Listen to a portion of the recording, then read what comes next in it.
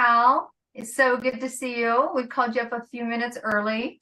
So welcome to the 262, and we're going to, I believe that you're unmuted there, so that is awesome. So let me tell you a little bit about Cal Grewal. We met at an incredible event, actually. We met at a beautiful event put on by Denise Lynn, and actually that's where I met Christine as well.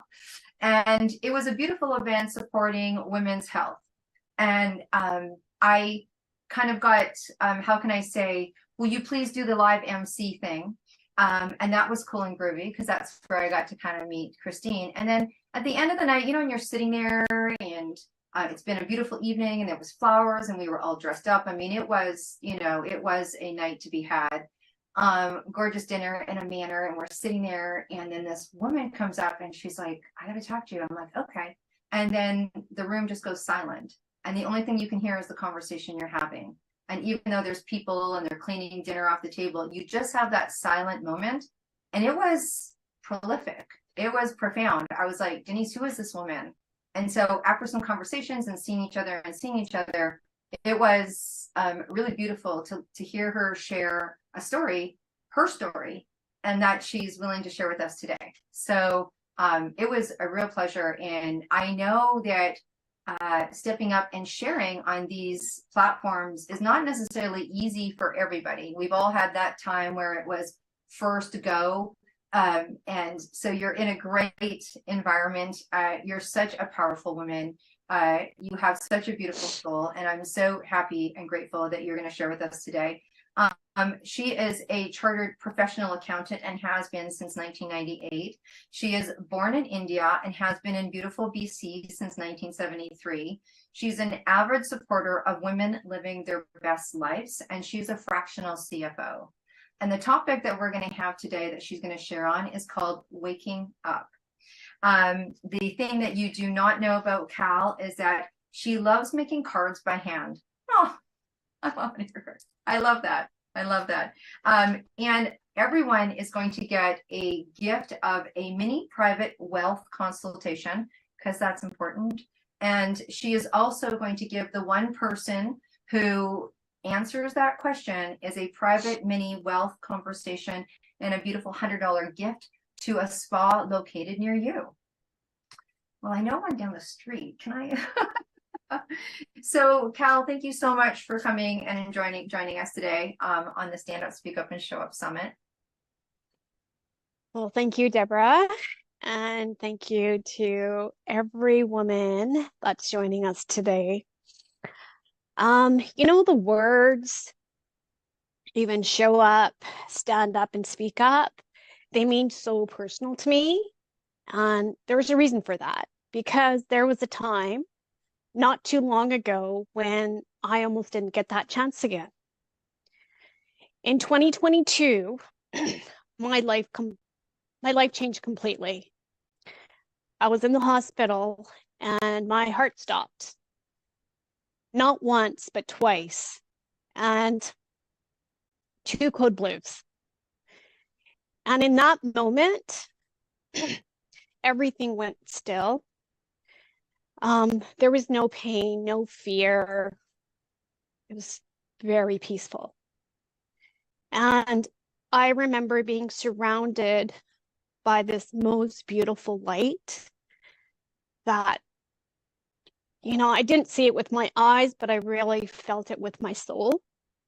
And it was like I was in another space, another dimension, where there's no time, no sound, and there's no separation, just love.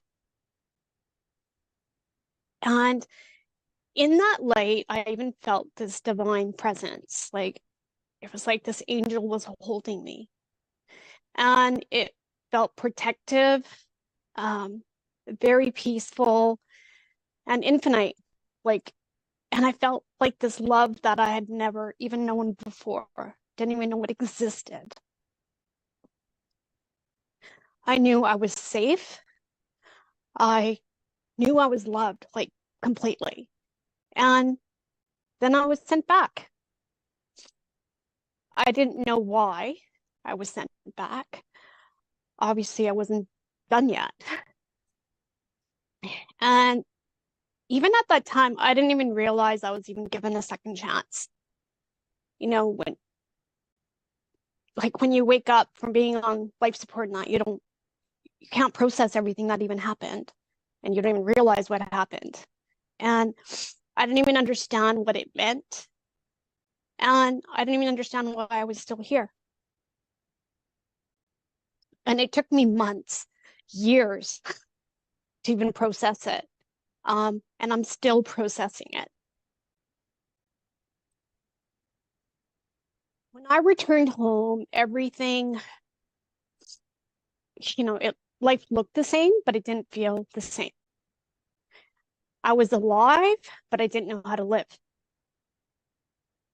And even growing up, I never understood what self-love meant. There was always this quiet void. I was always feeling I needed to do more, be more, achieve more to feel enough. I was married young. I went back to school. I got my accounting designation while raising my boys. I built a successful career, and then I even launched a business. And through it all, I was always taking care of everyone else, but never stopped to ask, how do I feel? And what do I need? And I lived most of my life in survival mode. And then this experience completely changed everything. It stopped everything. And it really, really showed me something I had never felt before. And that was really realization of how loved I am and how much I matter. And even that truth, it has taken me time, to reach my heart. And this wasn't any instant clarity. It's been slowly softening my heart, softening inside of me. And it's not even until this year that I can truly say that I love myself. Now, I'm over 50 years old, and that's how long it's taken me.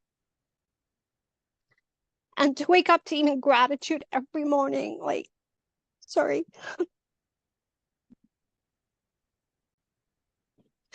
Even when my feet in the morning touch the ground, that I can walk, I can feel, I'm independent. Even the smallest moments in life, it could be just the sun that's coming through the window. It's me looking at the sky, at the different shapes of the clouds, the different colors of the clouds. Hearing my boys laugh. Having my little dog curled up on my feet. And even nature, the sound of rain. Air, I love fresh air. I couldn't even, after that had happened, it's taken me 3 years that it's okay if I close the window at night. I always felt I needed that fresh air to breathe. Feeling wind when you're going outside, you can, wind on your face. It's hitting you, you even sometimes think the wind's talking to you. And the sound of flowing water. And just these simple elements of nature, they've become so healing and grounding for me that they're just gentle reminders to slow down, to just breathe and just be. I love life now, not because it's perfect, because it's precious. And this experience reminded me that life itself is a gift. And it's taught me that our voices, our stories, they matter so much. And for so long, I even thought strength was keeping it all together, right? Holding everything together. And to me, what strength is now, true strength is actually allowing yourself to be seen exactly the way you are. And when I came back, I couldn't even live or lead the same way anymore. Like, you know, if I'm back, it's for a reason, and there needed to be some change. And even when I found like real-time CPA for my firm, it was to bring clarity for businesses. But after this, clarity had a deeper meaning. It became about alignment. It became about intention and compassion. I started leading with heart instead of that hustle. I started saying no when I felt there wasn't true alignment. And I started creating workspaces, like workshops and spaces where business owners, women, we can come together, and you could feel that you're being heard, you're feeling empowered, you're confident. You have a space where, you can talk about your finances and you can be yourself. It was realization that, we're not balancing books, it's about balancing lives. And, when you lead from love and just be authentic, everything around you even starts aligning for you. And my past year, I have seen so much of that. I've met amazing women that have been helping me so much. So yeah, if I didn't survive that, I wouldn't be on this call. I wouldn't have met Deb. I wouldn't have met Christine. Wouldn't have met Denise. And, and even in closing, Deb, what I would love everybody to be taking away, what I took away from this lesson is love. Real, unconditional love. It begins within. For most of my life, I looked at it I looked for it in doing, in achieving, in giving for everyone else.